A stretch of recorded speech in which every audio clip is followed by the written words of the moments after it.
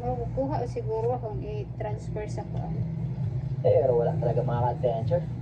Hindi talaga tinamaan. Sayang. Pero sige lang. Ganun talaga. Hindi tayo normal na zero kapag hindi tayo sumasagot.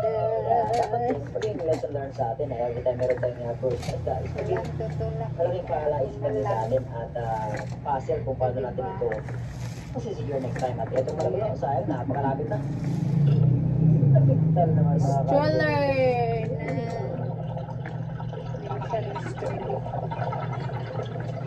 Ilang siya sa mga mga ka-adventure. 5 gallons. Laki na ng malabulong mo. Mga isang tinor, ganon.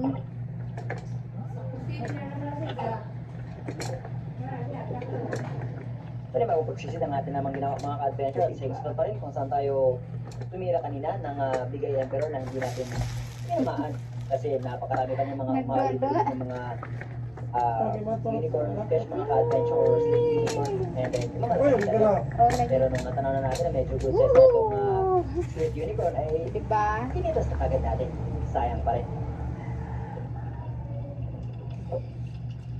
Yeah, that's all guys for today's picture. Bye-bye. Fresh pala ako. Bago ako ligo. It's a done. Taking a bath. Paradise is so fresh. See?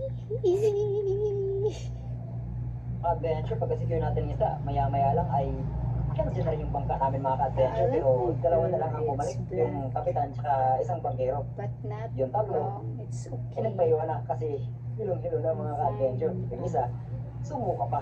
Pero again, So very titira pa sa suko. fine. So that's it guys. Bye everyone. Wala talaga. Ayos lang ata bro.